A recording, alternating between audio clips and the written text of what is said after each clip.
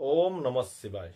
जेतेबेले आमे जेकोसी प्रकार ग्रहरत्न धारण करिथाउ बा कोनोसी जंत्र धारण करिथाउ, कोनोसी कवच धारण करिथाउ, ताहाकु शक्तिशाली करिबा पई सदाबेले मंत्रर प्रयोग करा जाइथाय।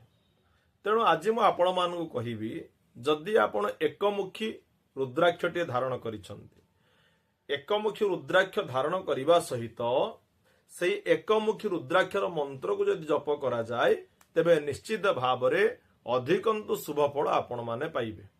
तेबे कौन सही मंत्र रही जाको आपण जप करिवे। मंत्र हेउची कौन? ओम ह्रीं नमः, ओम ह्रीं नमः, ओम ह्रीं नमः। एही मंत्रटी को प्रत्यह आपण एक माला अर्थात 108 थर जप करंतु। आपण पिंधिथिबा एकमुखी रुद्राक्ष निश्चित भाव में शक्तिशाली हेई आपणको शुभ फल देव। विदाय दियंतु। ओम।